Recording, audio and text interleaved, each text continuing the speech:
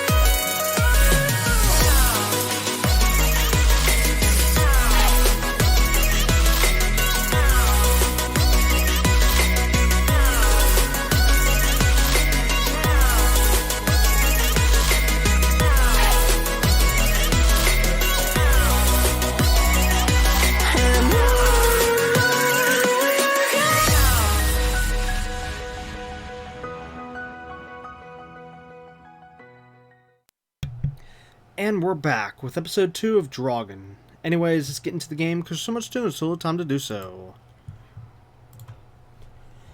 Okay, so last episode we learned that this is pretty much a semi-commentary playthrough, since, yeah, I just basically need to shut up and let the game speak for itself. So there won't be that much commentary in this video, just like last. Probably as soon as I'm done talking here, I'm just gonna probably immediately go on mute and then just let the game speak for itself. As usual, in last episode, we explored as much as we could, looked at everything we could, all little details, and wow, this game is absolutely beautiful. In terms of story, we are now on day 3. Okay, so we're day 3 out of 6. I think there's 6 days. And we found 2 pieces to...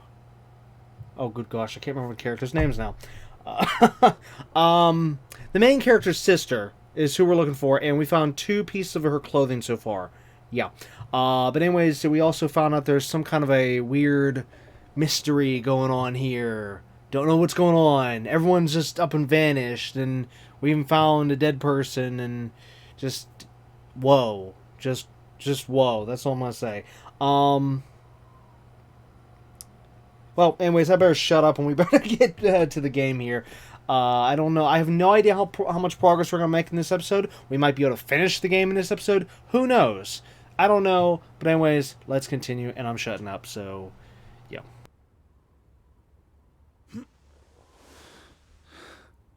Lissy! Right up the stairs, Teddy.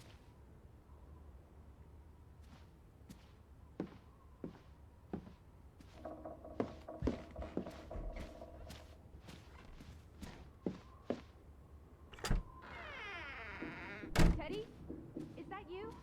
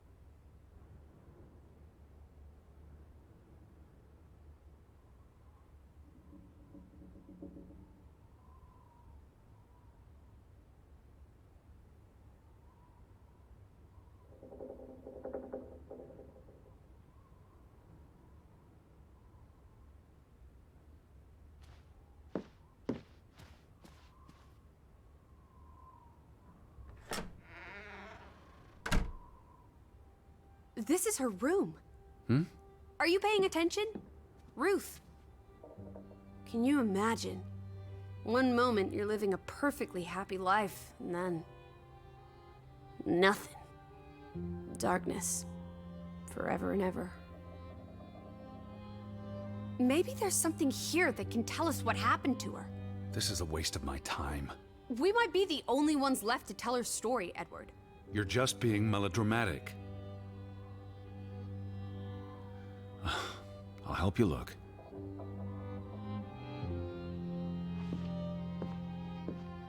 Ruth was an artist. This is very primitive. Have you ever met a child, Edward? She wasn't Monet, she was 8. That must be Ruth and Simon's fathers. Perhaps. They weren't on the best of terms. They look like they want to kill each other. To a child, maybe it looked worse than it was. Children are more insightful than you give them credit for, Teddy Bear.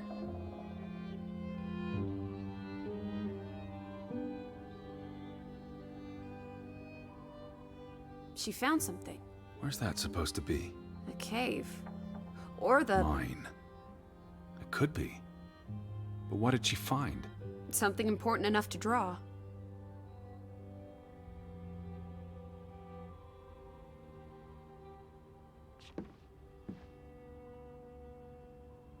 This must be the village church. That's Ruth and her family on one side of the aisle, Simon and his father on the other. A community divided.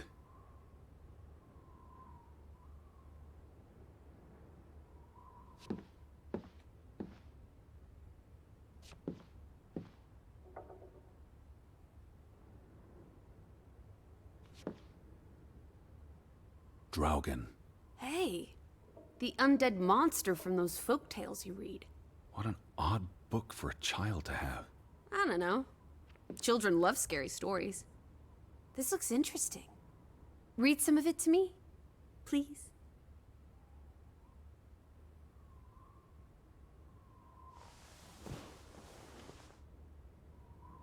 In Norwegian folklore, the appearance of Draugen, the reanimated corpse of a drowned mariner, heralds death. Draugen haunts the black seas in a shattered boat.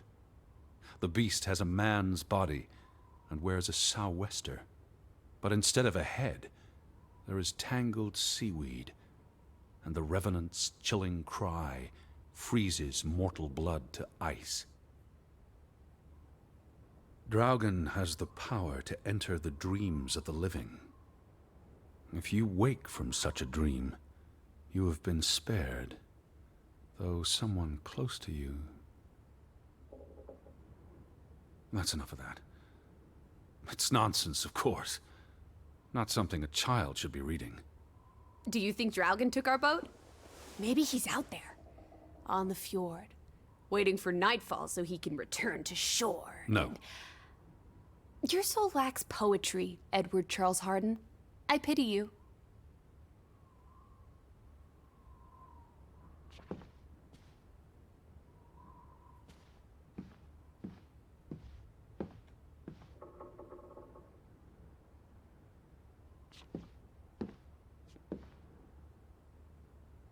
She made her bed that morning.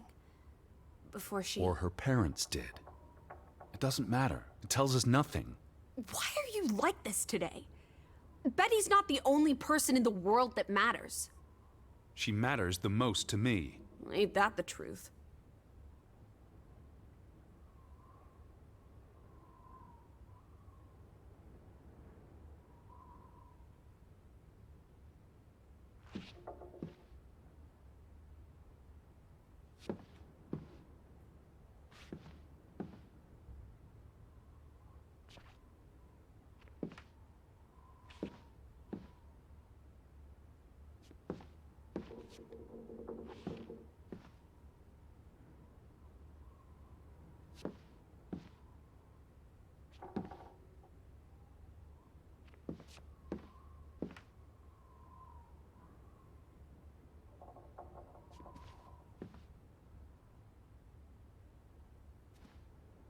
There's still no sign of the Fretlands.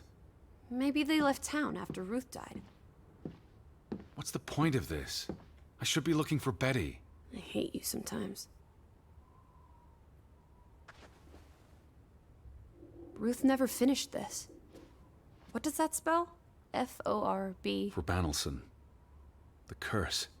Who's that figure supposed to be? It's creepy. It looks a bit like the Draugen in her book. A figment of her imagination. But the box she drew... It looks like this box under her desk. Really? Let me see. Pull it out.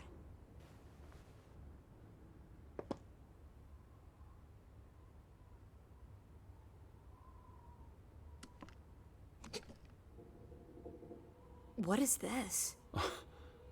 I believe this might qualify as actual treasure. Is that Norwegian money? Sort of, but ancient. Viking coins. Are they valuable? Not in terms of monetary value, but historically. They belong in a museum. Looks like Ruth had her own private museum. Why would a child have these artifacts? She must have enjoyed collecting and playing with them. These are much too precious to play with. She should have given these to an adult. She was a child, Edward. To her, they were just shiny toys. Wait! The pin. On the doll. This is where it came from, her collection. But where did she find these treasures? If we're to believe her drawing, perhaps the mine. She may have found a gravesite. Wherever she found them, she wanted to keep them hidden. You think someone found out? These items wouldn't necessarily be worth much, except to a historian or archaeologist. What if this is how... I mean, if someone learned she'd been collecting treasures, they might be willing to do terrible things. There's a story here. The treasure box, the drawings. The overactive mind of an imaginative child. Well, she didn't imagine the Viking artifacts. You shouldn't be so dismissive. The drawings could be her way of dealing with traumatic events. This is what happens when I read you the principles of psychology. You get notions. You say that like it's a bad thing. Ruth was troubled. The village was troubled, and... Is that a bell? The church bell. Someone's here. Maybe... Betty. Why would Betty ring the church bell? Perhaps she's in trouble. I need to get to the church right now. Wait, isn't it more likely to be the person you saw the other night? We should be careful. I told you, I'm not sure that was anything. Come on. Go ahead. I'll catch up with you before you get there. I need a minute to think about all of this.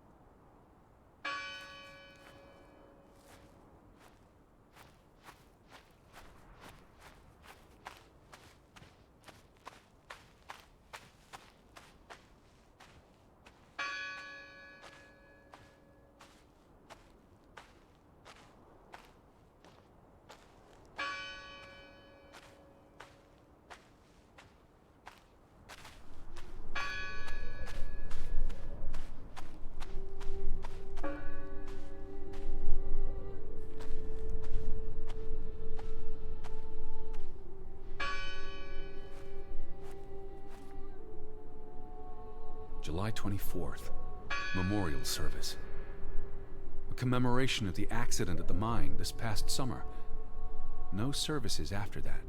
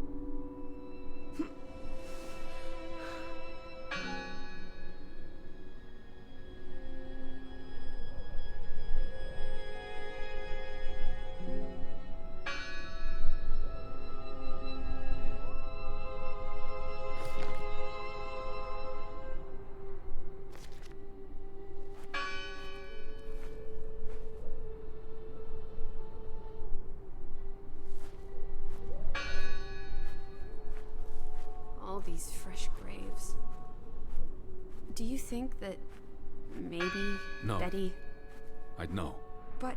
You wouldn't understand. Elizabeth and I, we have a bond.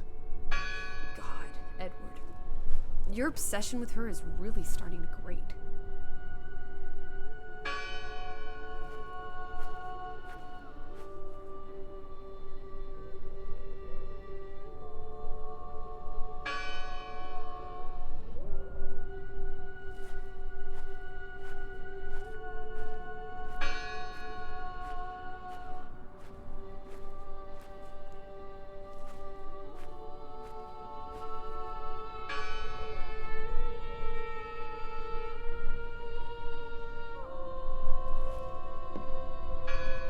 Why board up a church?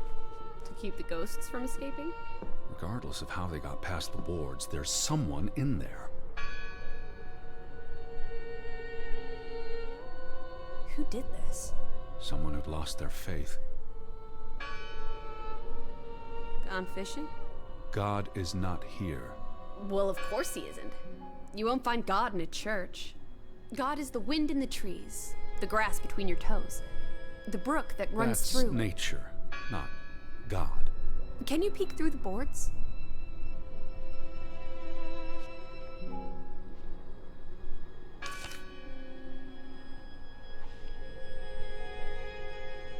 See anyone?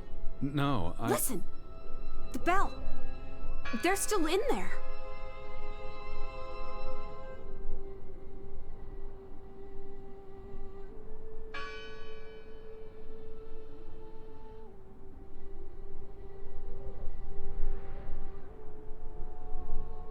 Hello? I heard the bell. This is giving me I'm here to help. heebie-jeebies. These boards look flimsy enough to break.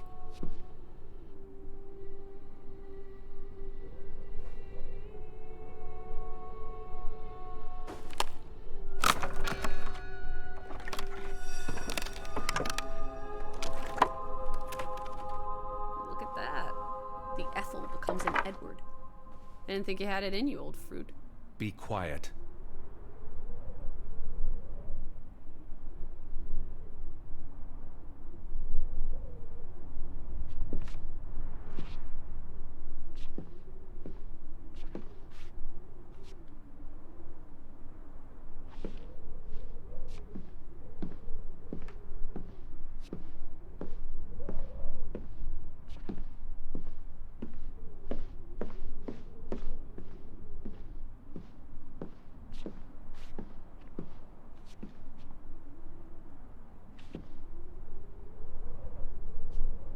It must be her ringing the bell.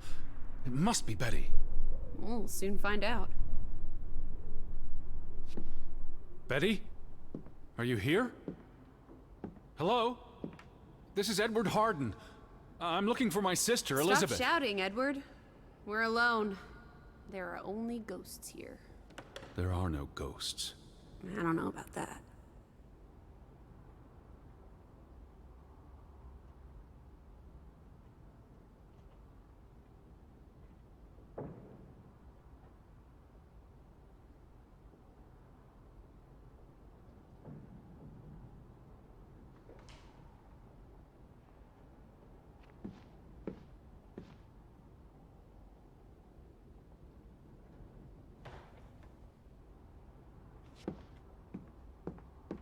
What's this rope for?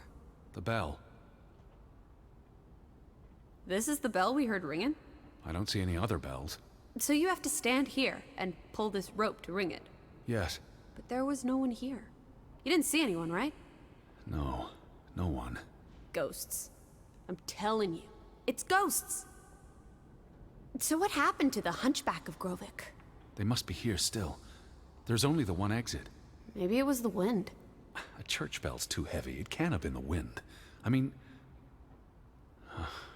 I don't know. Maybe it was the wind. There's no one here.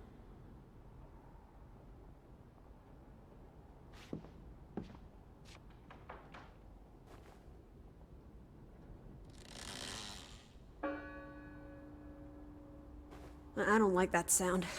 Please stop.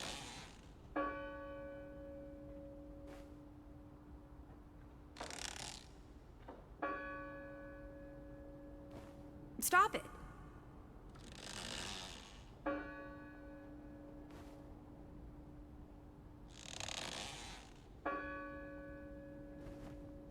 Stop it.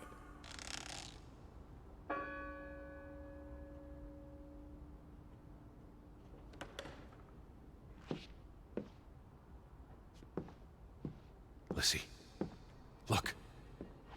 Betty's gloves. They are definitely Betty's. Oh, for She got Pete's these sake. in Boston before she left for New York. She bought them at Woolworth. I remember the day She's here. Where?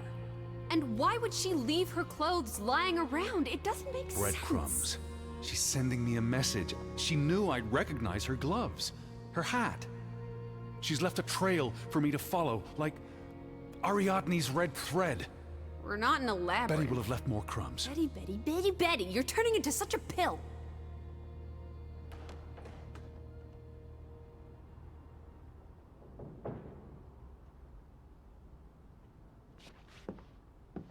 What happened here? The sign on the door. God is not here.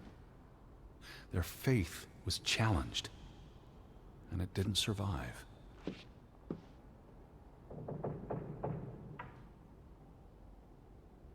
The church book, a record of births and deaths. So we can find out what happened to the people in the village? And, Elizabeth. I mean, if she was dead... Her name would be in the book.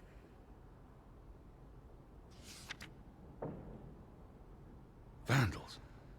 They tore it to pieces. I don't think the missing pages left the church. Look.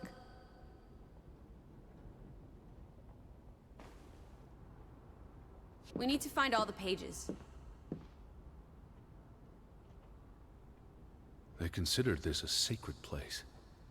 For them to destroy it. This was an act of desperation and anger. Isn't this a fire hazard? They're not always lit. Each candle represents a single prayer. That's a lot of prayers. There were a lot of deaths.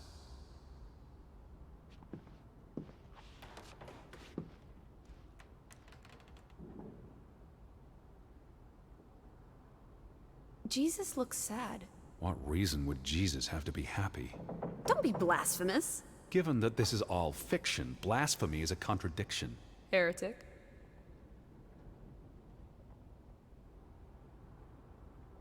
I've never seen you read the Bible before.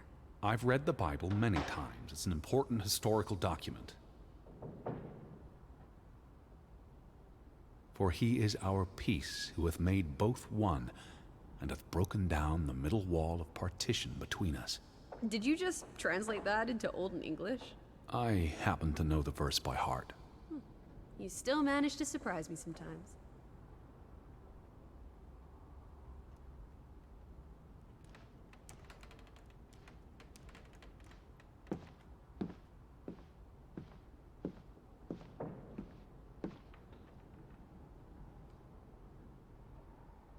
The final dinner. The Last Supper. Who taught you about the New Testament? I pick up on things.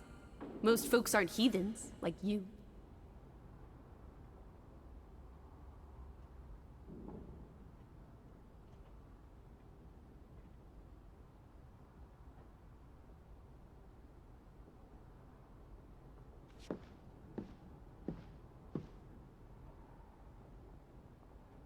What's that? The last sermon that was held here. What does it say? The vicar's handwriting is hard to decipher, and the language.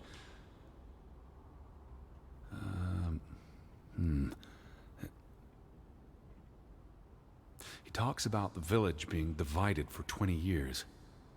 This sermon was held on the anniversary of the accident, this past summer. He's asking the congregation to help heal old wounds, to forgive, move on. Something to the effect of, you sit in separate aisles in God's house. Like Ruth's drawing. I told you, she was perceptive.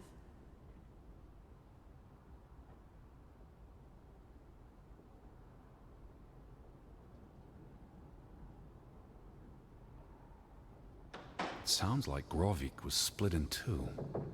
Between those who stood by Johann and those who supported Frederick. Because of Ruth? The sermon is from before that. No, this is all about the preceding 20 years of division and disagreements. Tilly varandra. Edward? Forgive each other. It addresses Johann and Frederick directly, but I wonder if they were even here. Remember the wedding picture? They were close friends once. How could they allow their grudge to escalate until... You call each other traitors, but the only thing you've betrayed are the bonds that unite us. Here's something else. Many of you believe Grovik was cursed 20 years ago. God has not cursed you. This curse is of your own making. Ruth's drawing mentioned a curse. What do you think that means? It means they believed they were cursed, and that they needed something or someone to blame for their misfortune.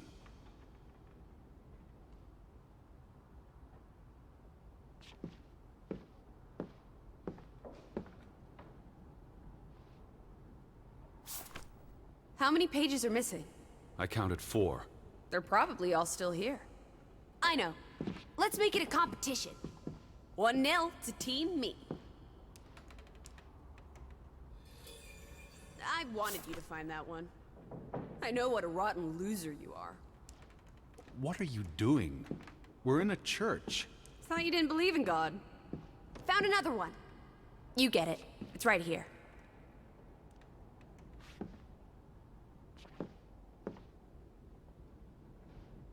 Just one more page missing.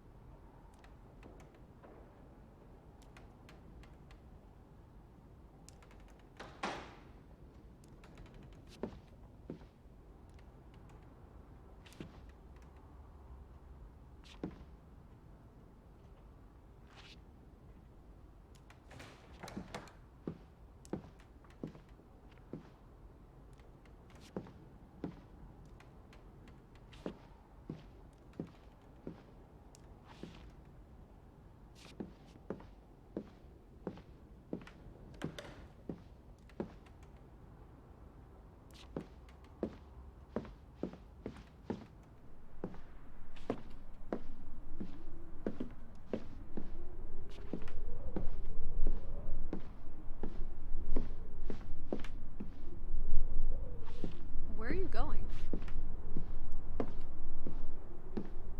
Where are you going?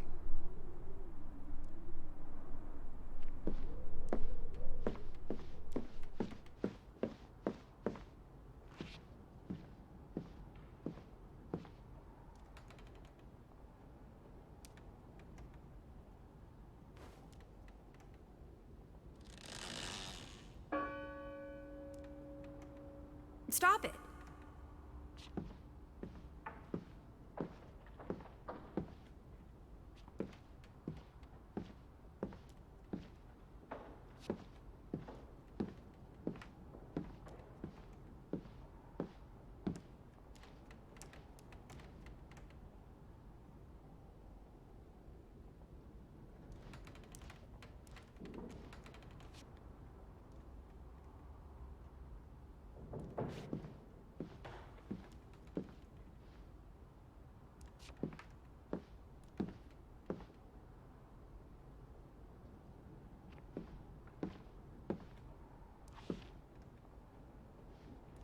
Two for two. A tie. Good job, Teddy. Old Stop, bean. Lissy. This is not a game. Betty's out there. Of horse feathers. Stop being so gosh darn tedious, Edward. Betty, Betty, Betty. Will you ever shut up about your precious Betty? Put those pages back in the book, and I'll stop trying to cheer you up.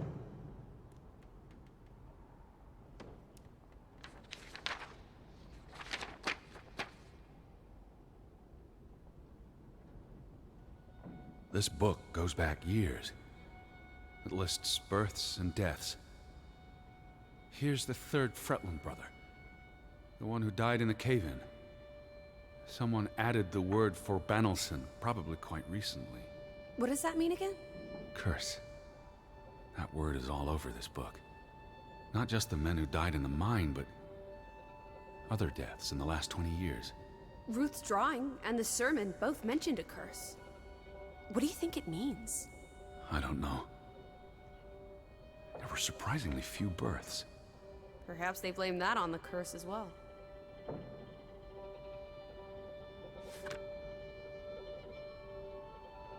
Look here. Ruth Elsa Fretland. She was buried in the cemetery. And the next entry, Simon Fretland. Now this is interesting. Simon is dead? Oh, that's dreadful. He drowned the day after Ruth died. Probably no coincidence. See what's scribbled next to it? Mord? Murder. Who killed him? Ruth's father? Or the mob that trashed the store? It doesn't say. After the children, a half-dozen deaths in a single week. The curse. It's listed as the cause for every single death. Maybe there really was a curse. Primitive superstition. But something changed after Ruth and Simon. It might explain why there's no one around. Edward, if it killed everyone, how's that not a curse? What does that word say? Next to those names at the bottom. For Traitor.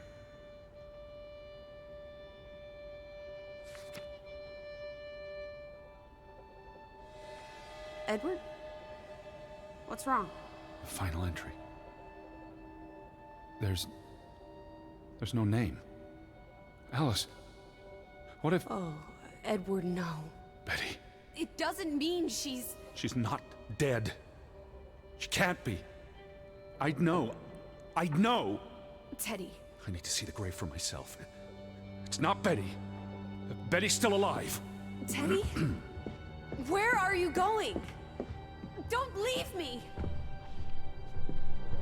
Edward! You better not be here, Betty. I'll never forgive you. This one, it's unmarked. What are you doing? Have you gone completely mad? Edward, stop it!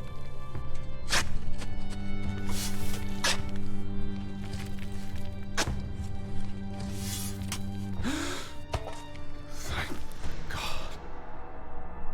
It's not her. It's not Betty. It's not her. Oh, Edward. What have you done? It's not Elizabeth. I was so afraid. You're a monster. But I had to be sure. If Betty... To hell with your Betty! When did she ever shed a tear for you? Don't talk about my baby sister like Or that. what? Or what, Edward? What will you do? Ignore us? Banish us? You've spent your entire life chasing her. When are you going to do something useful with what's left of it? Quiet! Just leave me be. Fine. Lizzie? Alice? Come back. Don't leave me alone. Please. Come back. I need you.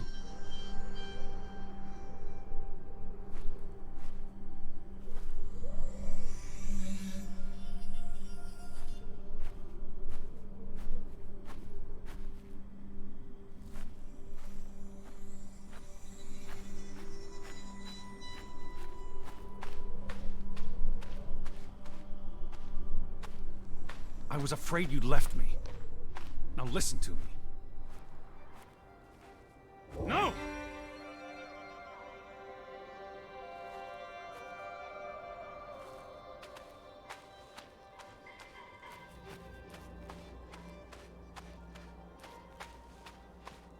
Lizzie? Where are you? Lizzie. Hey. Lizzie, please, listen to me. I didn't mean what I said. Of course you meant it.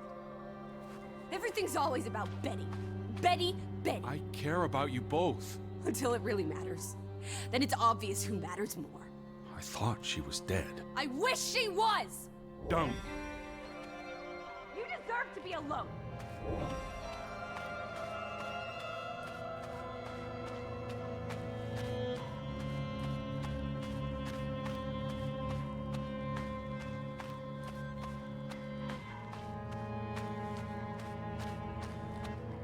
Please, talk to me. What's there to talk about? You can't keep running away from me. You think you own me? That you control me? That you get to decide how I feel and what I do every minute of every day? That I'm your puppet? Your little plaything? Well, fuck you, Edward Charles Harden! I never should have come here with you on this pointless chase! Now, be reasonable.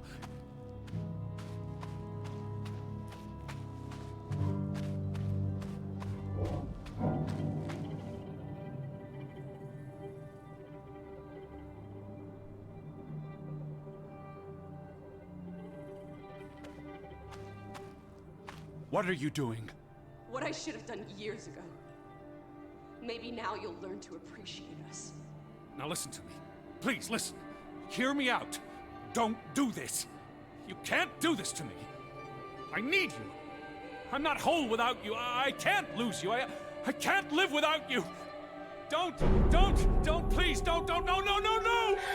What? No!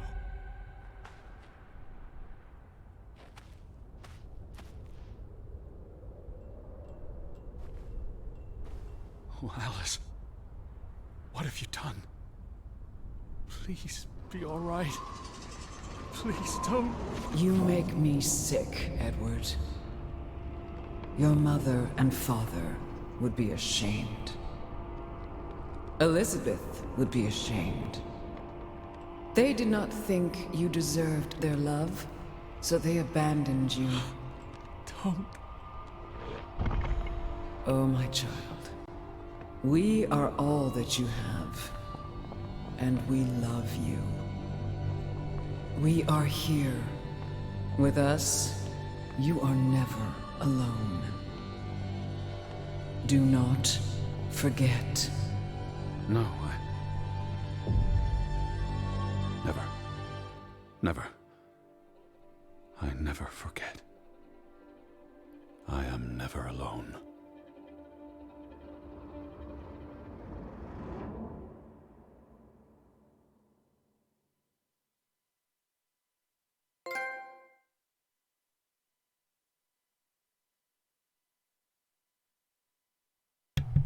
Day 4. And whoa. What just happened? Wake up, Edward.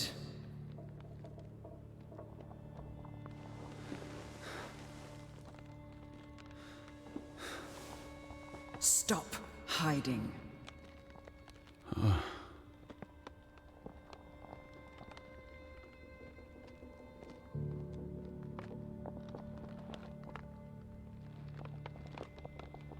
Without us, you are nothing. You cannot hide from us. Where's Lissy? Alice is not here. Bring her back. Please. I need her to... Alice does not love Elizabeth like you do. She loves me. Not like I do, Edward. I'm so tired. Please. What do you want? I think of you so often. You have no idea. You just want me to forgive you so that we can keep looking for your precious, perfect Betty. She needs us. She never needed you, Teddy Bear. And she certainly doesn't need us. I can't find her on my own. Well, it's just too bad, my darling Edward. Because we're done playing second fiddle to little sis. Wait, don't go. I'm talking to you. Lissy. Oh.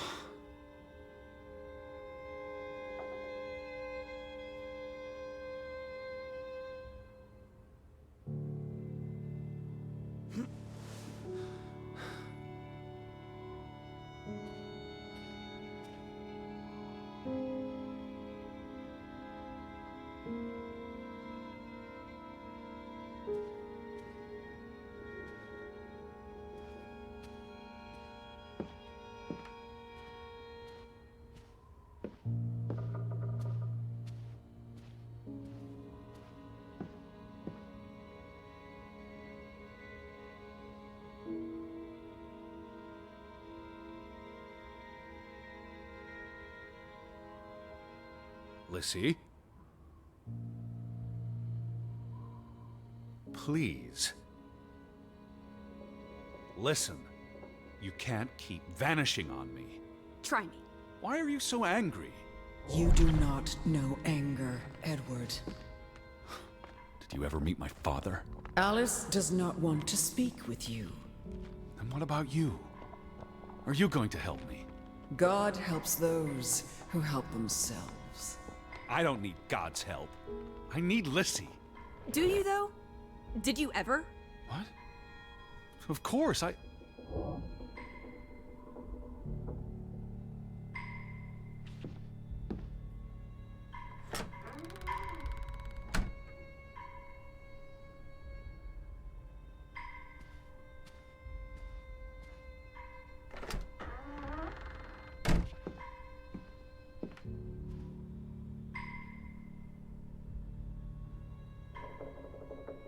Alice. Don't go. Hear me out. I depend on you both. You can never depend on other people, Edward. I'm not sure you count as other people. Everyone leaves, one way or another. You don't. You can't. Is that a challenge? Stop playing games. Are you ordering me, teddy bear? I'm asking you. Didn't your father always tell you to stand up for yourself? To be a real man and not a sissy? Maybe that's why he put the gun to his head and pulled the trigger. Kaboom! He was so disappointed about what his only son had turned into. You're a monster. Takes one to know one. Old fruit.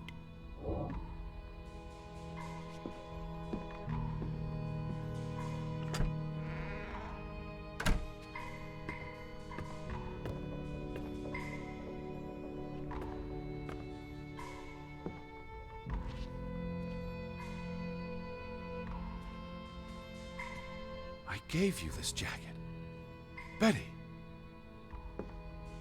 You were here.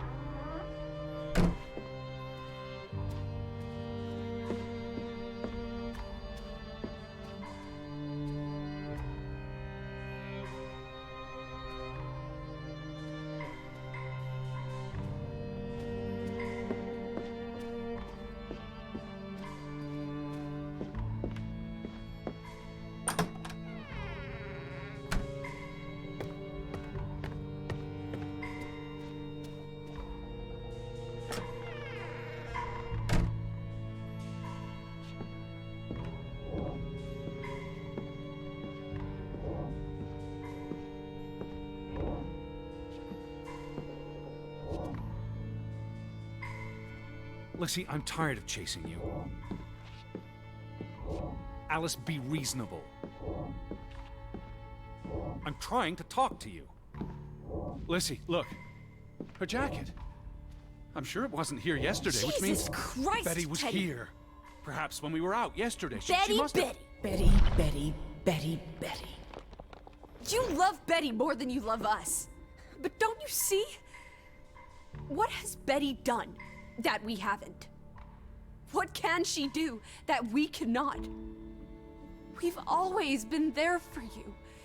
Why do you keep looking for her? She's real. You're not. So? What? You decide what is real. We are real to you. We'll never be the same.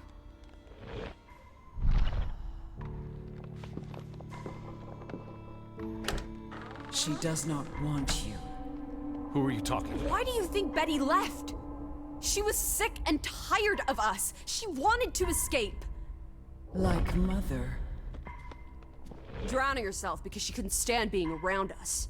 Like Father. Bang! Right in the coconut. Stop. You drive them all away, Edward.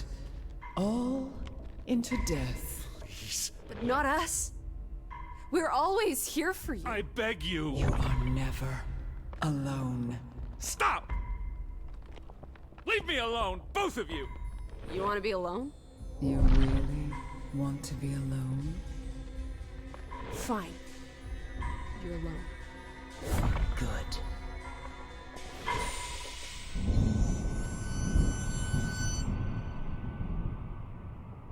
Lissy.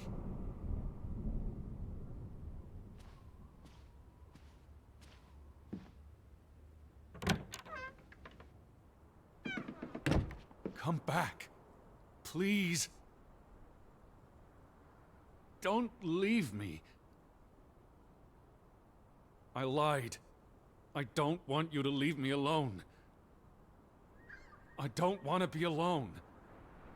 Please. Lissy. I need you.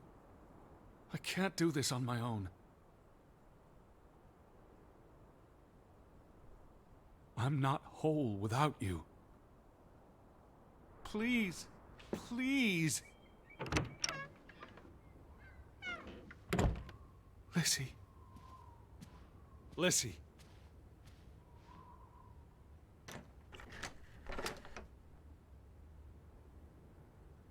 Come back. Please.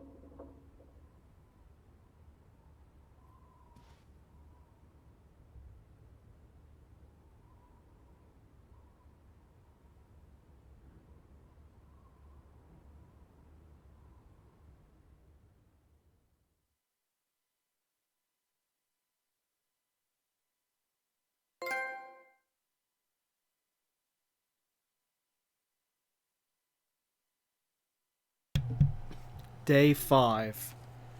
Whoa, this game took a massive turn.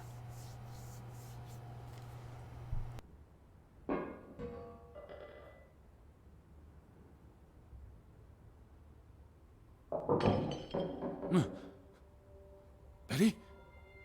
Elizabeth? Is that you?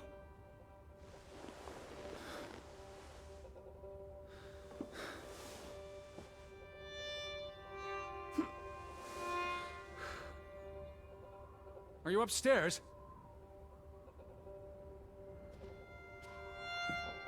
Betty, I'm coming. I knew you were here.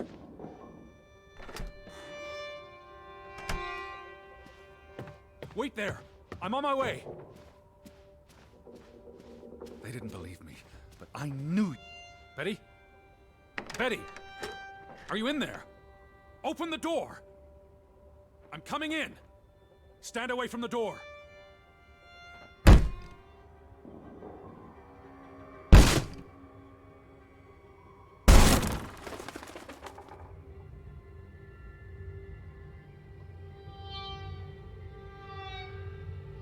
Betty? No. No, no, no, no, no. Oh. Oh, thank you. Thank you. I thought it was you, Betty. But who? Anna.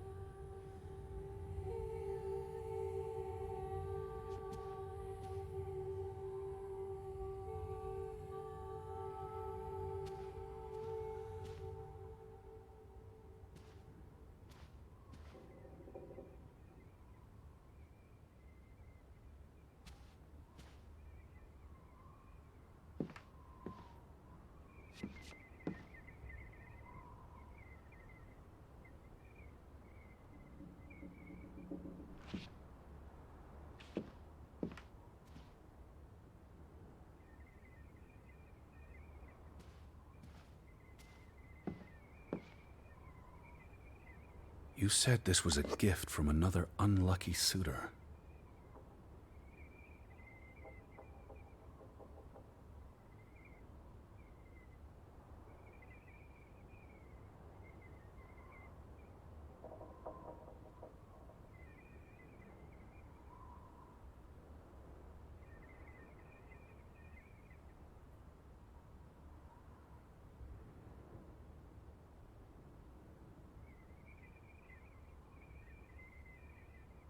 It was precious to you.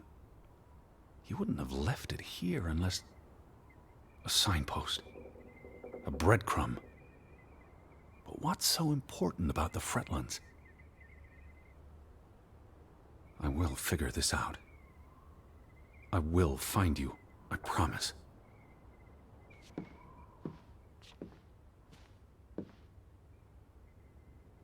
It's from Johann, addressed to his wife.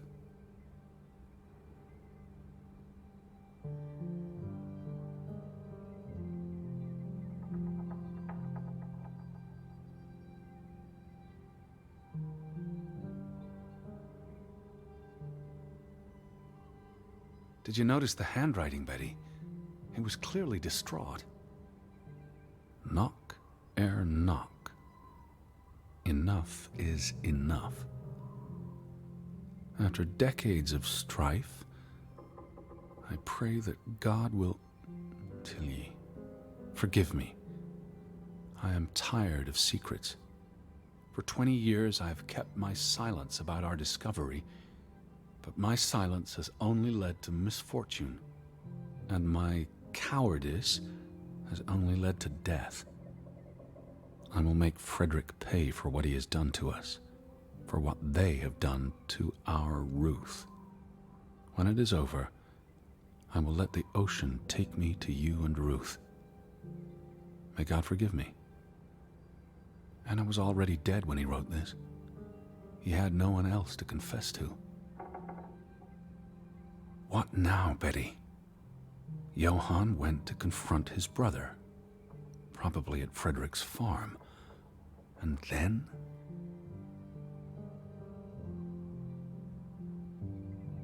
You followed Johann to Frederick Fretland's farm, and then to the mine.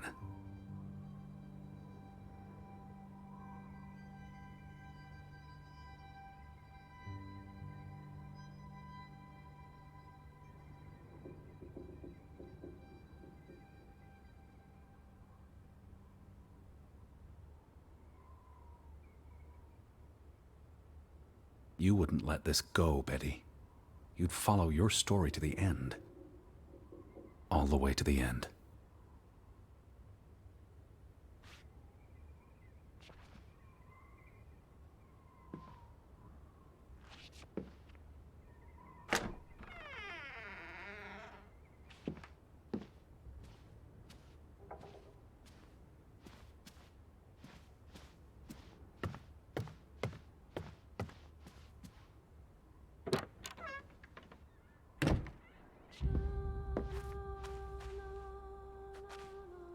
So where is Frederick's farm? The railroad tracks. You must have seen them, Betty. They lead to the mine. The farm is on the way to the mine, isn't that so, Betty? Are you still at the farm? Or did you go all the way to the mine? I need to see what you saw. Follow your story. The red thread you left for me.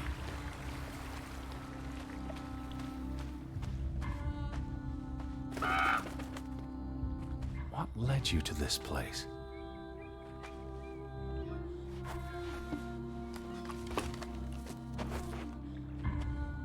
All these fragments. You'd piece them together into a story, wouldn't you, Betty? So, what do we know?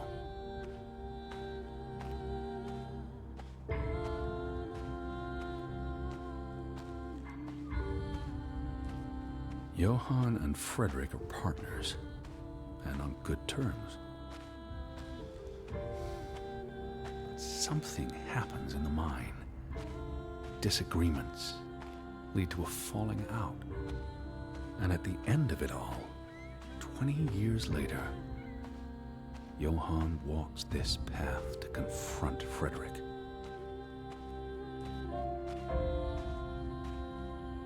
Was this your doing, Johann? Did you burn your brother's farm to the ground? And where were you, Betty? Did you witness their fall?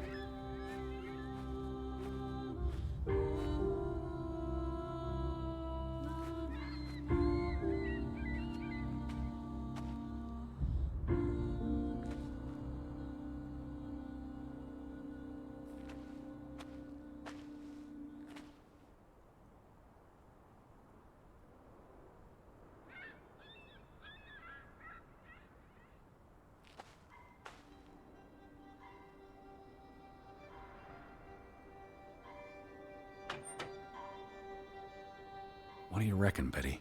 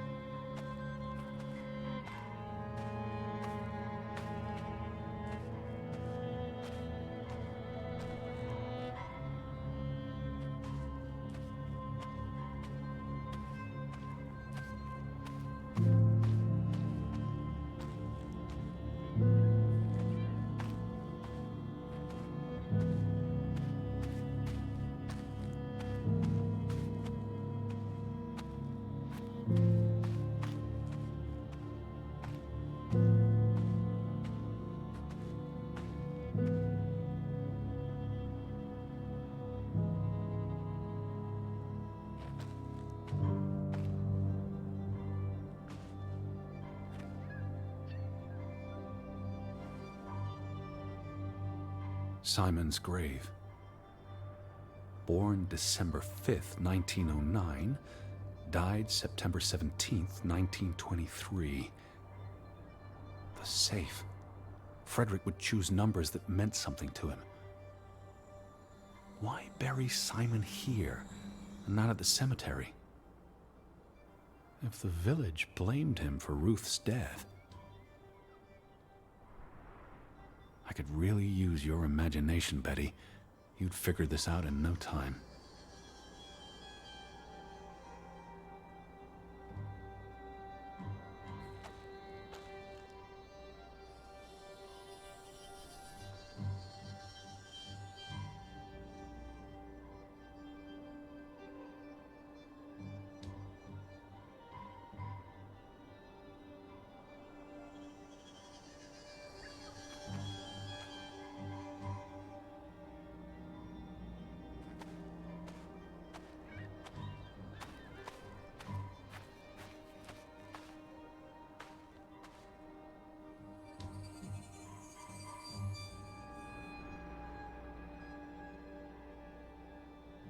Let's try Simon's birthday.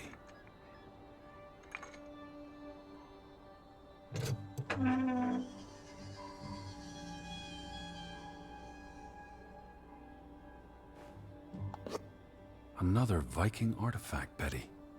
Most likely from the same treasure Ruth found.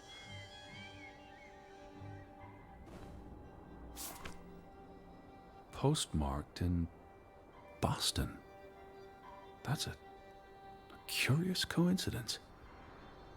Dear Frederick, I hope this letter, it's in English, Betty. Hope this letter finds you and the boy in good health. We're concerned about you both.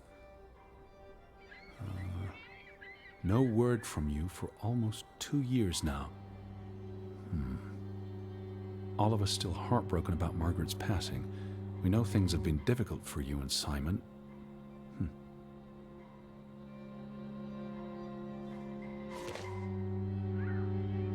Mr. Fretland, we expect you to take care of this problem. If the discovery is made public, the authorities will intervene and the mine will be shut down. Should this happen, we will consider it a breach of our contract, and we will withdraw our investment. You and your brother will be responsible for all debts and losses. Johann must be convinced to wall up the chamber. We have already dealt with the worker who made the discovery. The Fretland Mining Company. I wonder what this unlocks. You went to the mine. I hope our guardian angel watched over you.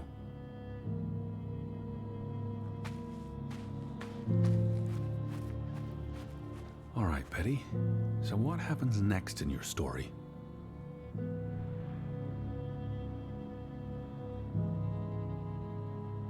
Johann and Frederick discover something in the mine. A cave or chamber of archaeological value. They argue about what to do. If the discovery is made public, it's the end of their enterprise. Johann is convinced or paid to walk away. Their secret stays hidden. Then, a few months later, the accident. 3 men die. The investors pull out. The mine shuts down. Frederick's up to his neck in debt.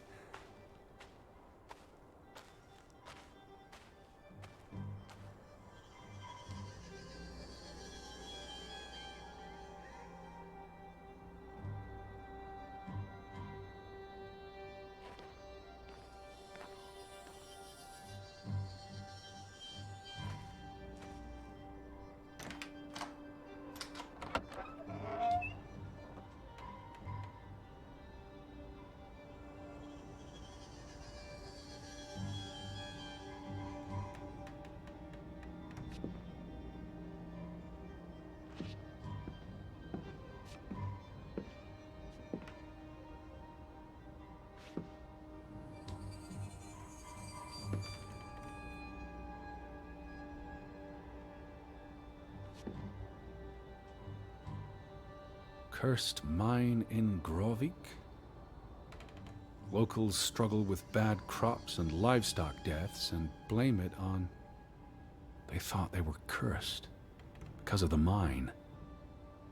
A thing like that becomes self-fulfilling. If you believe you're cursed, every misfortune feeds the delusion.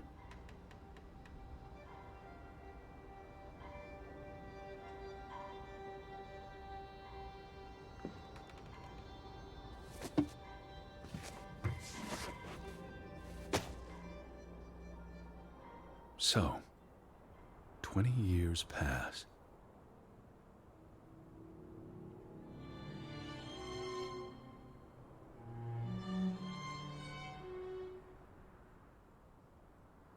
The Fretland feud tears the village apart, setting neighbor against neighbor.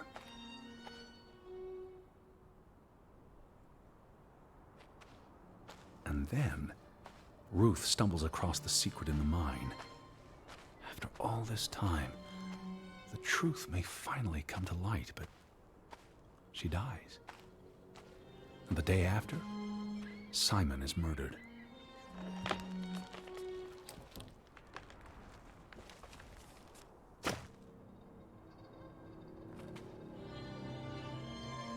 It's a catalyst.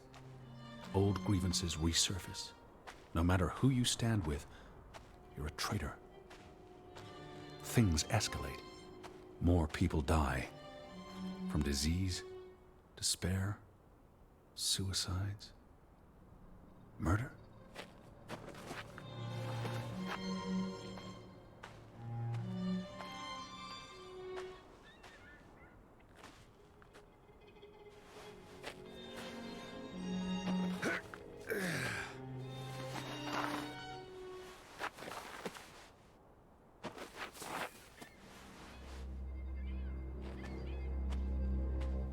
because of the mine.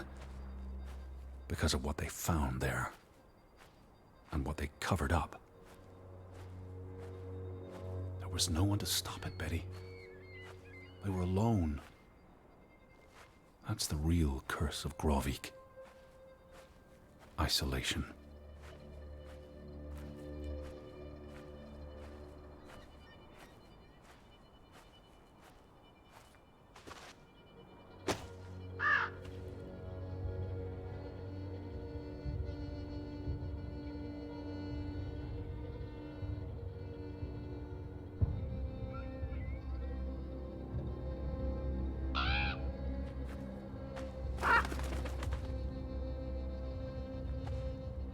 This place is cursed.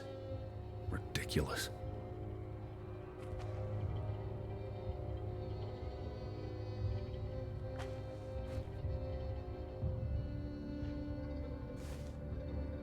Ruth was here, the day she fell.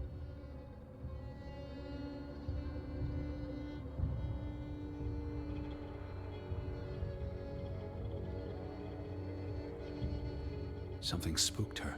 And then, she ran, all the way to the cliff where...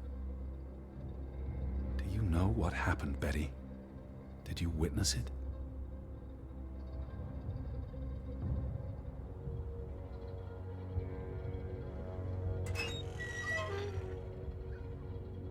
Hello?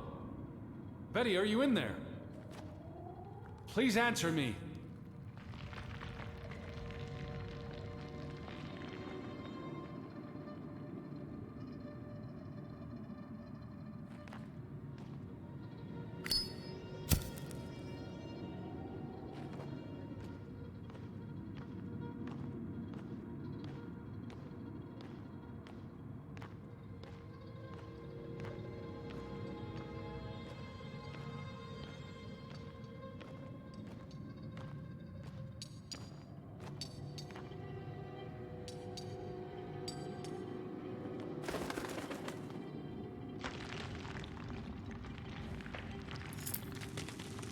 Betty, this is Mother's brooch.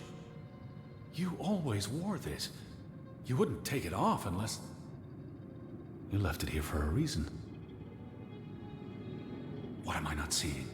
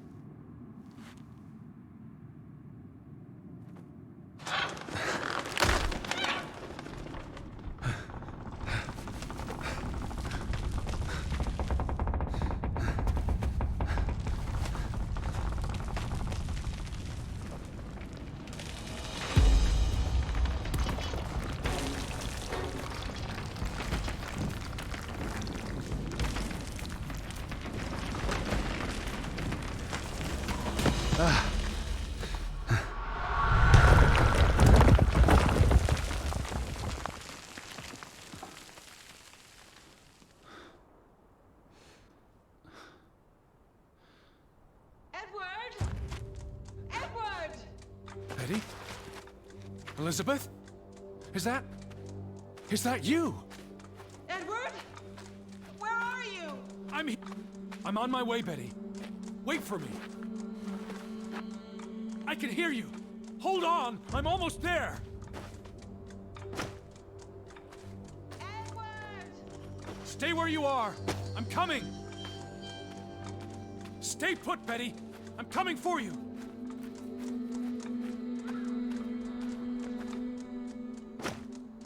Edward! Where are you? I'm on my way. Betty? Betty!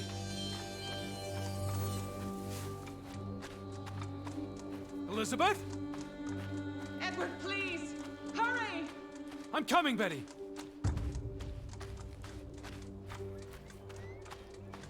I'm on my way!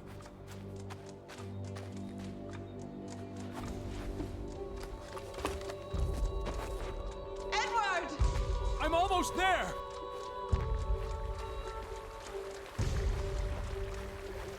Don't move! I'm coming for you!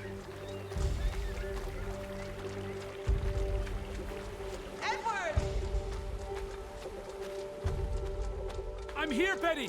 It's Edward! Just stay put!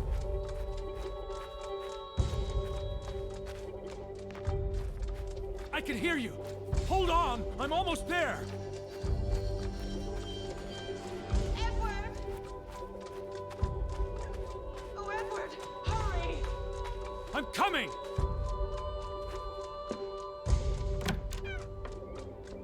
Edward, is that you? I'm in here. Thank God. Thank God.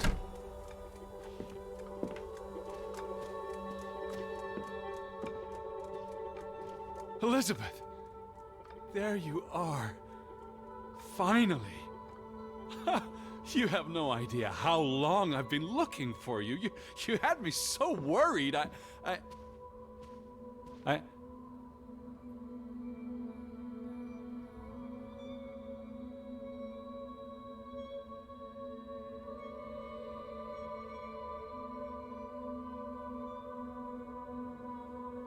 Look. Your brooch. Mother's brooch. You must have lost it at the mine. Let me put it on for you, Betty. I wouldn't want you to lose it again.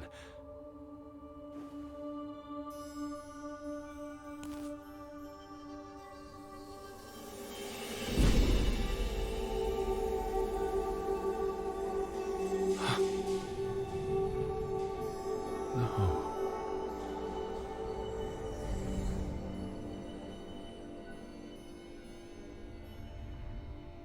She's been dead for 30 years, Edward. Elizabeth was never here. But we didn't come for her. We came for Johann, and Anna, and Frederick, and Simon, and Ruth. We're here to tell their stories. No. Elizabeth. She's here. You know Betty died when she was a baby. She drowned in the pond. And you found her. You were just 11. You carried her to your mother. And your mother... She hated you for that. She could never forgive you for bringing her baby to her. And you could never forgive yourself for what she did after. You always forget this. Because you don't want to be alone. So you bring Betty back. Again and again. To New York. To Boston. To the house. But always just out of reach. Never quite there. The scent of her. The echo of her. But never really her. All it does is make you lonelier. But the thing is, Edward, you're never alone. You have us. And you'll always have us. Betty's... She was never there for you. She couldn't be. You can't lose us. We're a part of you. Forever. And ever. And ever. But you need to let Betty go now. There's not room for all of us in there. I couldn't save you, Elizabeth. I'm so sorry.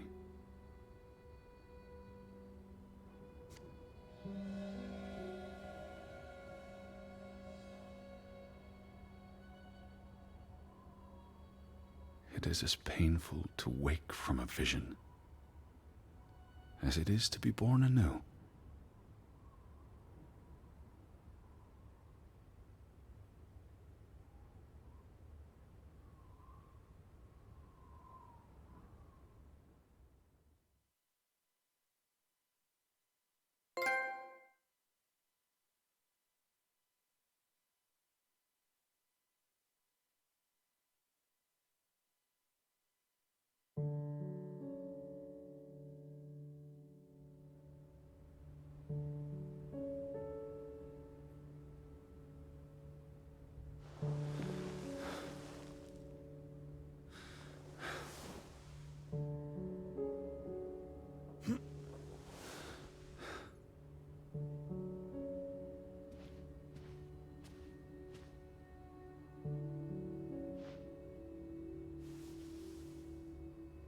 Goodbye, Betty.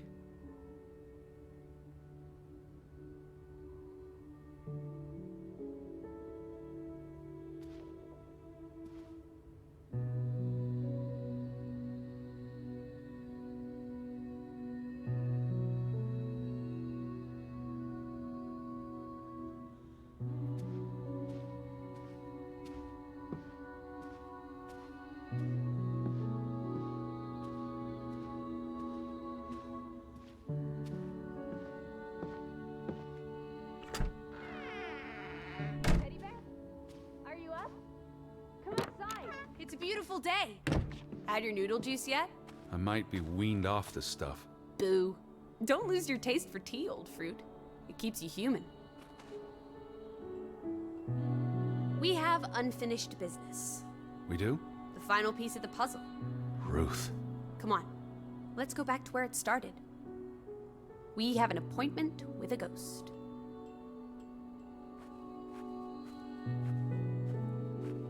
Lissy. Nothing. Alice? What is it? No, it's nothing.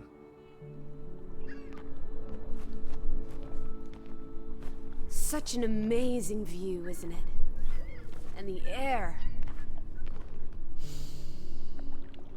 Ugh. Boy, that sure is something. What did you want to show me? Come sit down.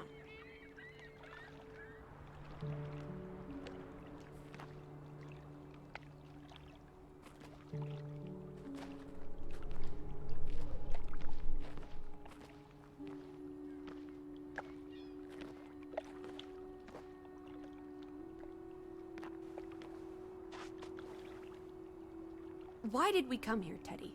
To Grovik? Well...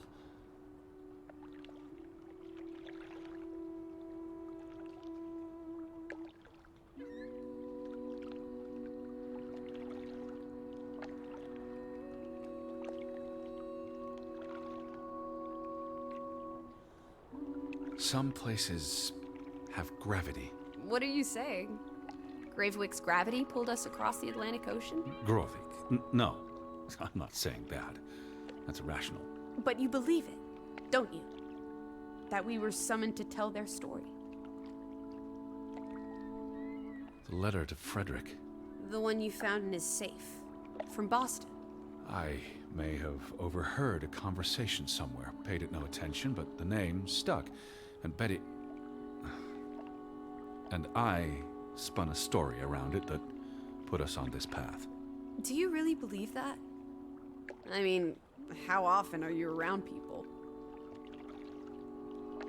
To find my sister. But Betty's not. She was never here. It doesn't make sense. I'm a man of science. I don't know what to believe. And yet, here we are. All three of us. Is this what you wanted to show me? I wanted to be close to her. Do you believe in ghosts, Edward? You know I don't. Well, you've been chasing one for years. That's different. What about me? Us. You're not ghosts, you're alive. Fair enough. So what really happened to Ruth?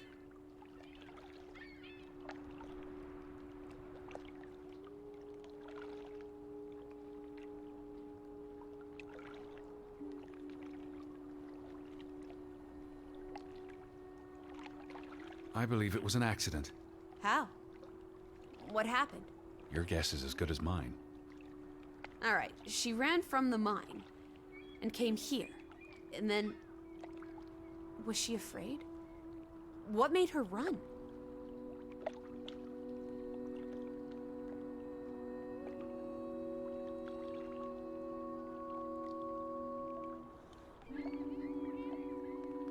Something spooked her. And she panicked. So she ran here. Why not home? She couldn't go home. Or she didn't want to. She felt safe here. This was her happy place. And then... If only Ruth had wings, like an angel, she could have flown straight to heaven. I hope she's at peace. And with God. Do you think that's where everyone's gone?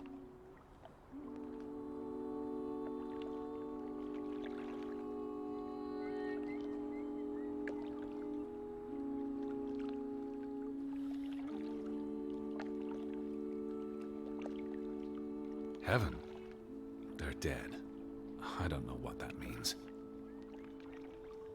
Maybe there is more. I can't stop you from hoping. We'll never know what happened to everyone in Grovik. We tried our best. We'll remember them. All of them. Maybe that will give them some peace in the afterlife. Could this be your book, Edward? The one you've been wanting to write? A story about people who are isolated, left behind by the world. You can give them all a proper ending, with no annoying loose threads. Edward! Is that— Our boat? But how? Who cares? Let's catch it before it sets out on another adventure. I don't understand how this can be. Draugen got tired of sailing around in it and brought it back to us. It must have been the wind. Whatever helps you sleep at night, teddy bear. Let's blouse, while the weather's still good. I need my suitcase. So get a wiggle on, old boy. I'm going to say my goodbyes to all the things. I don't think we'll be back. Meet you at the house. My goodness. Righty-ho. No rush. We have all day.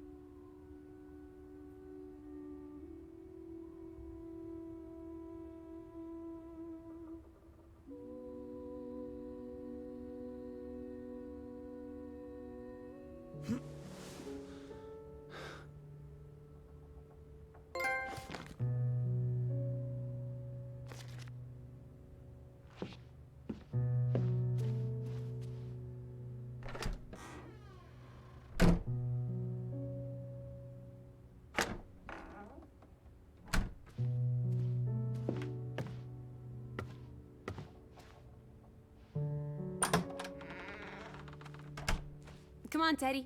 Pack your things. I'll meet you by the boat. Do you never sit still? Don't be a wet blanket. Let's make like the wind and get out of here.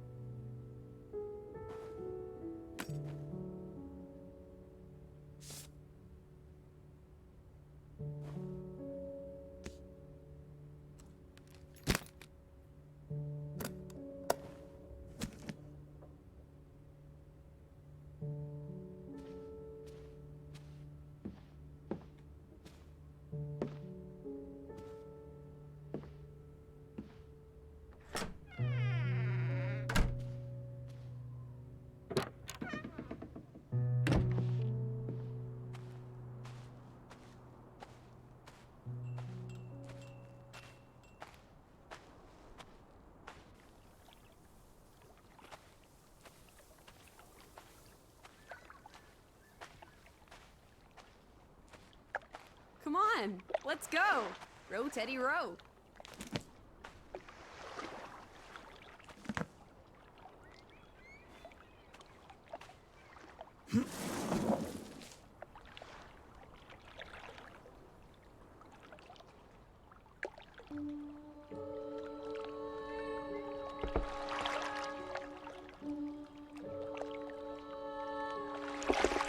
The water's still cold.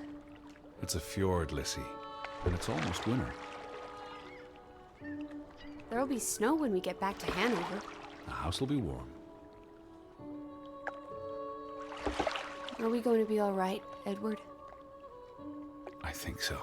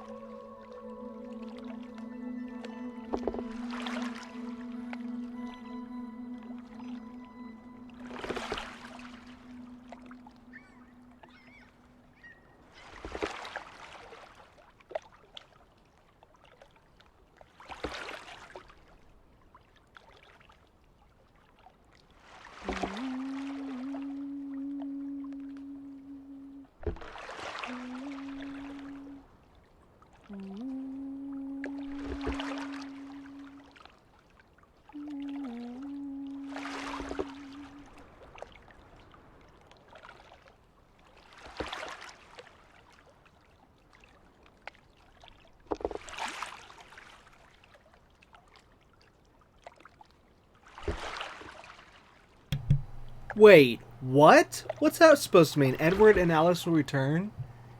As in a sequel? No way. I would love to see more. Because I was completely, completely blown away by, that twist, that turn, the fact that... where do I even start? I'll say here, you know what? I'm going to bring us back to the main title. So, yeah, I'm not going to go for that one trophy, since I'm not going for the others. And also that way we can stop looking at a blank screen. Oh, hello. That's a new logo. Anyways, as I was saying, I'm a lot of things right now. You know what? Give me a second here. Let's let this go through. Okay, I'm gonna actually mute the audio here. Let's do that. There we go.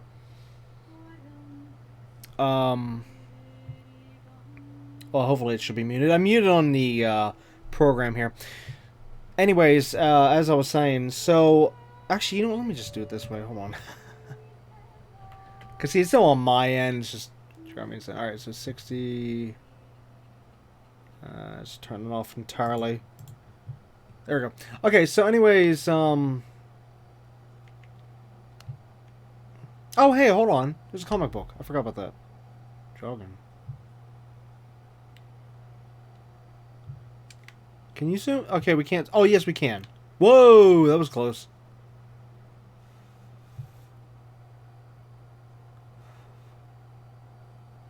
Wait, is this supposed to explain the backstory? Yeah, because there's the girl, the angel, and then the boy, I'm guessing, is the main character. So this is a bit of a backstory.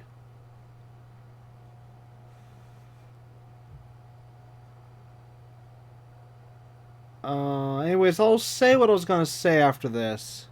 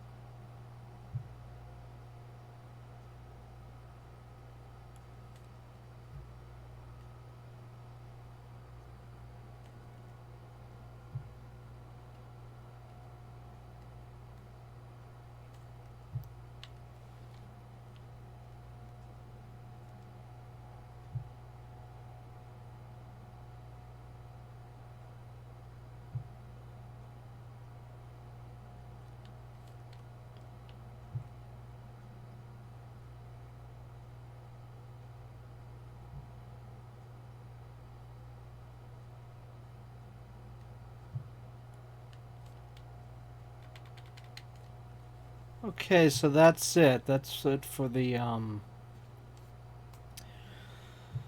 little comic there. Well, it did explain a few things, but at the same rate, not really.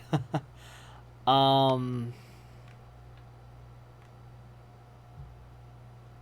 Oh, here, since I turned off the audio, I'm going to switch this over to this while I say what I need to say. It's basically just going to show images of the game world. Normally you'd be hearing music, but again, I turned off right now so that I'm not talking over it. But anyways, as for the game itself, as for the story, I should say, wow. Okay, so back to what I was saying before. Wow, and many, many things that are going through my head with this game. Number one, how in the world does he have these two imaginary figures? Like, I understand that by of course the backstory we already learned from the game, and then of course, oh, it does play the music. Whoops. Can I turn the audio off from here? Oh, good gosh. Okay, you know what? How about the master volume? I just wanted some decent background while I'm talking. Oh my god, you can't turn it off. Okay, well, that was unexpected. Well, back to the main title then. Wow, okay, I didn't see that coming. Okay, well, anyways, okay, back to the, invisible friends. So, I understand that, again, from the comic and from what we already learned in the main games, that, you know, he probably created these two imaginary characters, imaginary friends, so to speak, due to his traumatic past. I mean, in that regard, yes, it's understandable in that one regard, but at the same time, what the hey? I mean, they're a little too real. Okay, number one. Number two, about the imaginary friends, that part massively just killed me when I learned that Lissy, Alice, which I'm still not sure why she has two names. I know, three. Wait, which one was Elizabeth? Did he call Betty Elizabeth? Or did he call this girl Elizabeth? See, I'm still a little confused about the Elizabeth part. But anyways, back to this character. It killed me that when we found out she's not real. I'm like, what? Because as I said at the end of the last episode, that was my favorite character in this game, based on all the little things she would say, and she's just really alive. And then finding out that, wait, she's not real. Are you kidding me? What is going on here? Just no. And anyways, another thing that I was a little confused about. Well, not confused, but just like, well, let me say, the point whenever the angel and Lizzie, now I'm forgetting how you pronounce it. Alice. I'll say Alice. That's easier to say and remember. Oh, that's right, because at one part she even said the Wonderland joke. Yeah. So anyways, which that was funny. Anyways, there was a part towards the end there whenever Alice and the angel said they would always be with the main guy. And now I understand that in one regard, because, you know, your imaginary friends, you know, they're in his head, so of course they'll be always with him, yada yada yada. But at the same time, they literally made it seem like there was more to that. Like as if he could never move on. Like he could never be normal, or never... I mean, I might be thinking too much in that, but at the same time, it's weird that they have such distinct personalities, like the girl being complete opposite of him, and the angel, of course, being yada yada yada. Well, anyways, it seems like they know things that he doesn't. Which, yeah, normally an imaginary friend would only know what the person who created the imaginary friend knows, but yet So it's just that it seemed like there was. This is what I'm trying to say is that it seemed like there was more to it. Like they weren't just imaginary friends. I actually, for the longest time, I thought that they were both Alice and the angel were both angels. Okay, at one point, and they were to watch over the main guy here. But yeah, obviously that's not the case. But again, it goes back to, like, wait, if the main guy does not believe in heaven stuff, then how in the world, why does he have an angel as his imaginary friend? Now, yes, you could say, thanks to the comic, we just saw, that since there was an angel in that what was that, graveyard, that maybe that's where he picked up the angel from, and it stuck in him to be a authority figure, since at that point he lost his parents. Or, no, I think that was from the dad. Either way, because, the dad was killed first, and then I think, then after that, he saw Betty in the river, and then after that, I think the mother killed herself. I think that was the right order from the comic, anyways. But,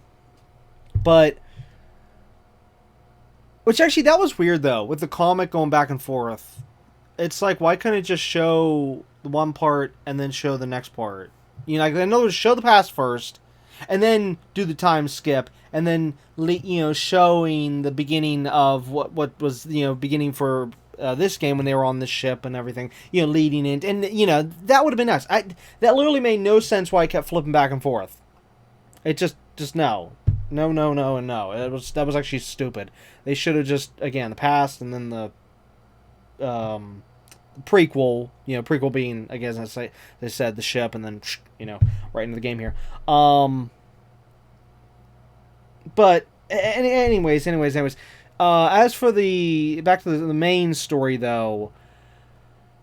Okay, so we came here all to investigate this little village, if you will, just being wiped off the map.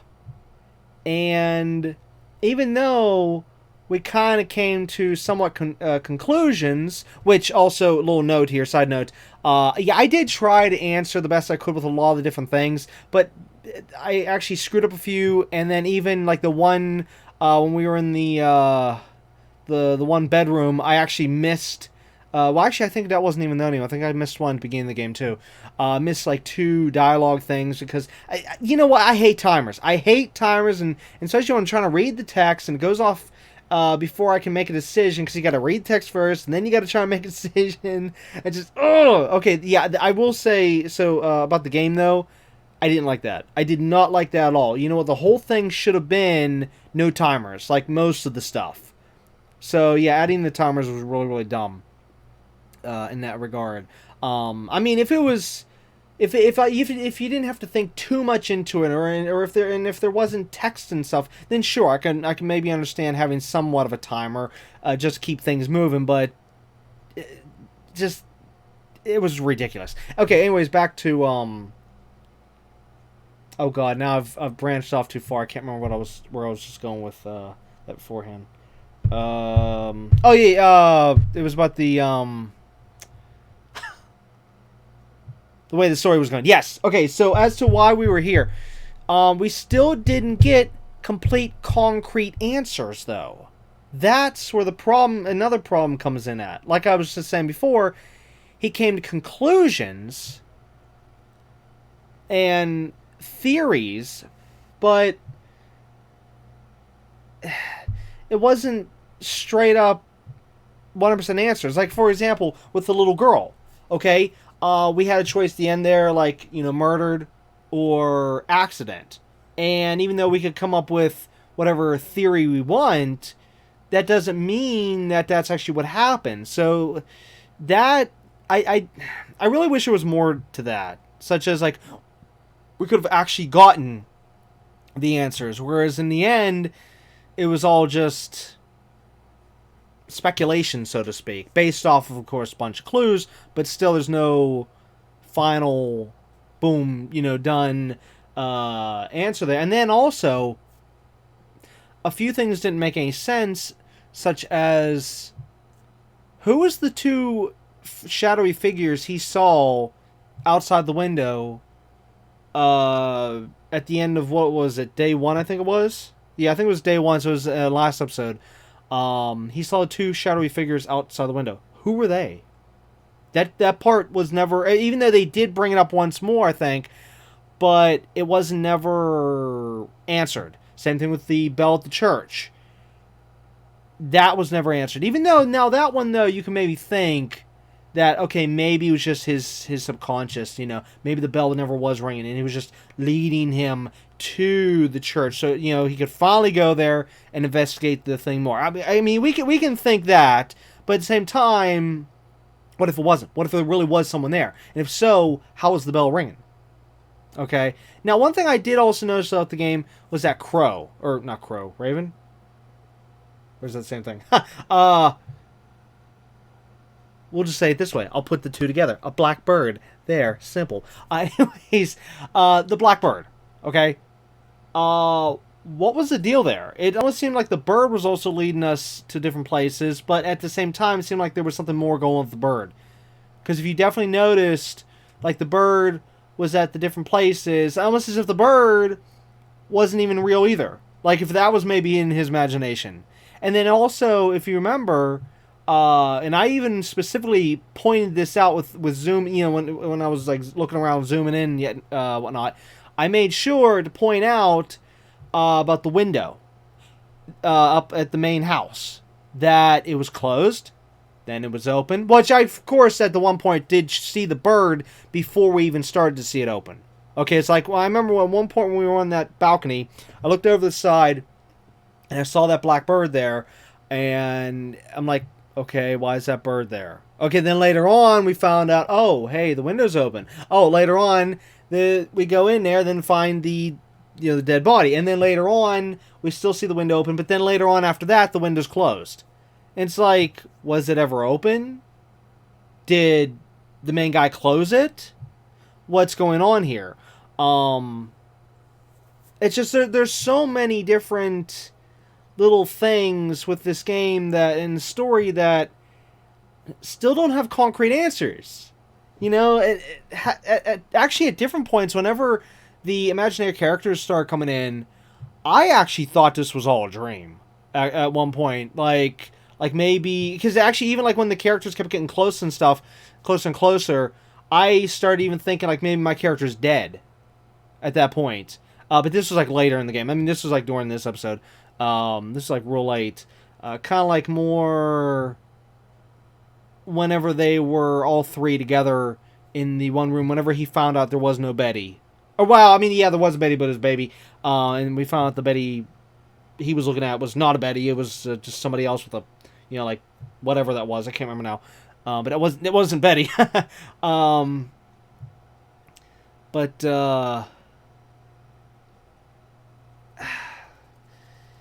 Yeah, just this whole game, I will say that it's not what I was expecting at all. Okay?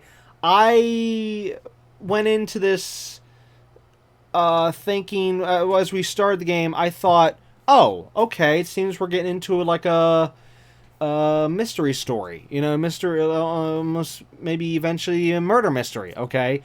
But then it turned out to be a complete flip, and learning that, you know, Alice is not real, there's an imaginary angel, there's tons of stuff that doesn't make any sense, and that somehow we're here because we need to find out what happened, and wow. So, yeah. I don't know how else to say that. So basically, back to when I started talking about this, all this, as I said, I many things right now. I feel many things right now.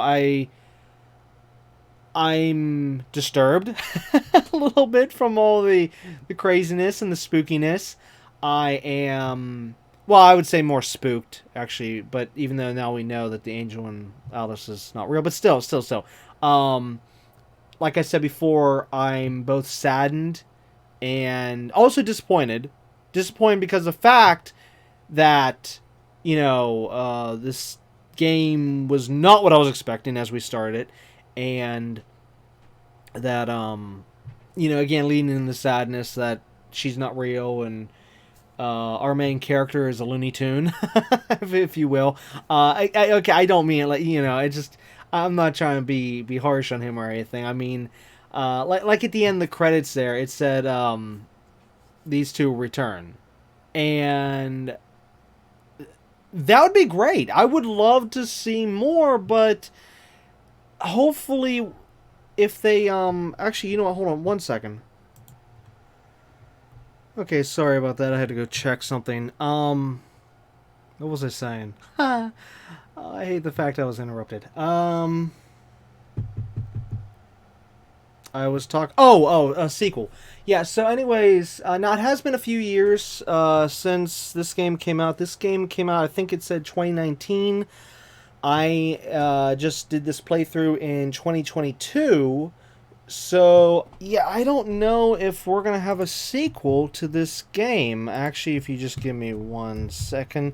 Let me just BRB again. I'm going to go look and see if there's anything in the works for a sequel, or if they maybe wanted to and just, maybe didn't get to it.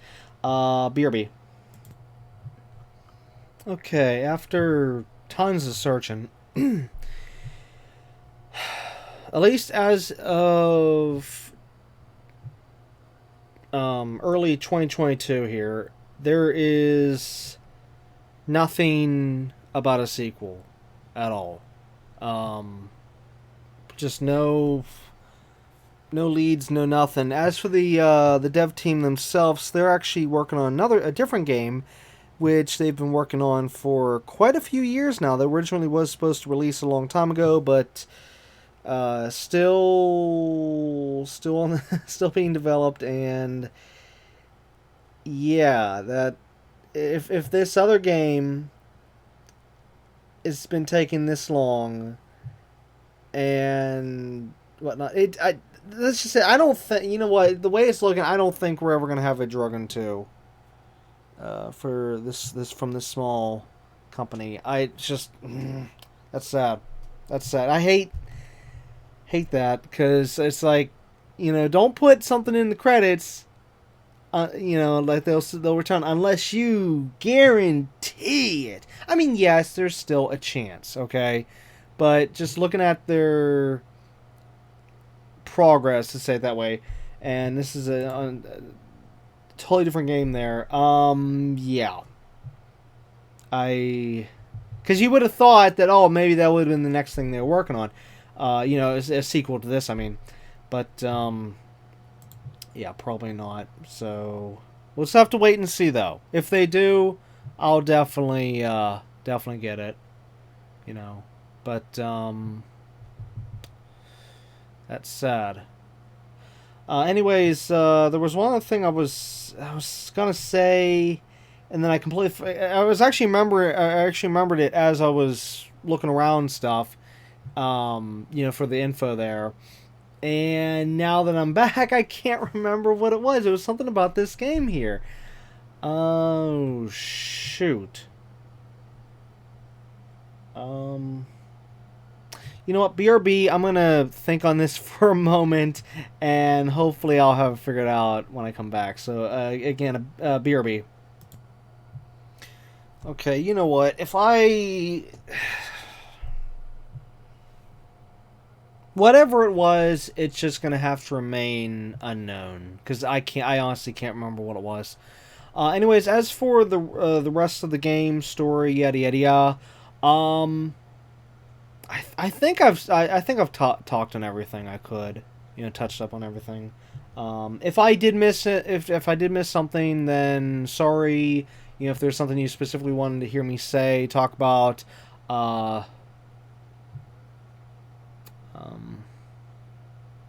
yeah, I tried to talk about everything I could.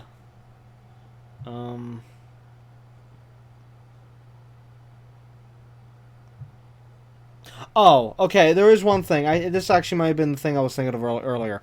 And this is about Betty.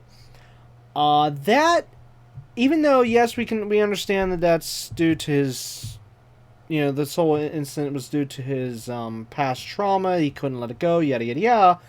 But the whole situation behind that was just very weird.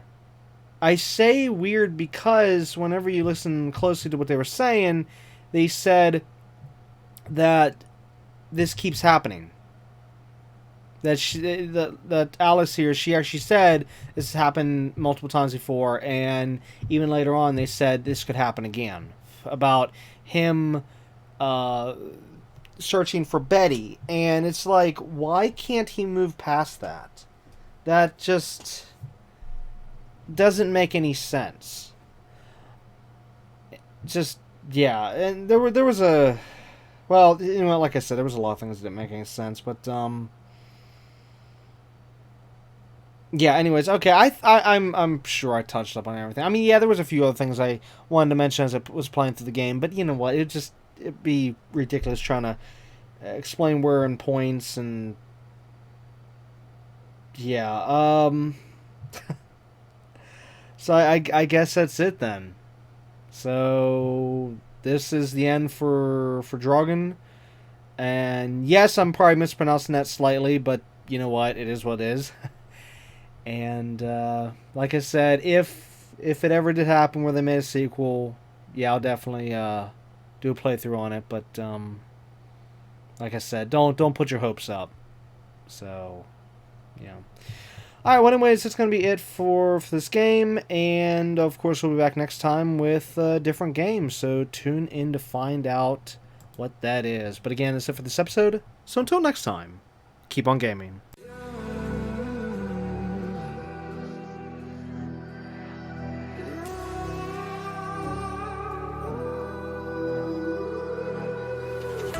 There's a distance between us. It's getting hard to reach out. Haven't seen you in seasons, but all I hear is your voice. I know my limits, you can break me down, but I'll stay till the finish line. And I've been counting minutes for quite some time now, just to see you again. And I've been counting days to get away, to see you again, see you again.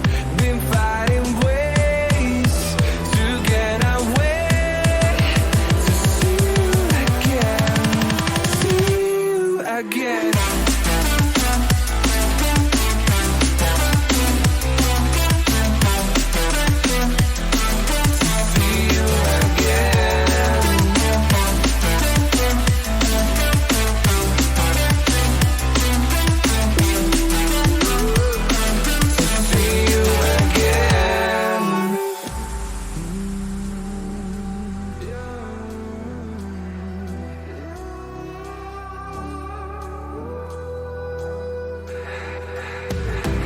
We got millions of reasons to let it all go. Hope we're not too broken. I know I'm not always strong, and I've been counting days to get away, to see you again, see you again. Been fighting ways to get away, to see you again, see you again.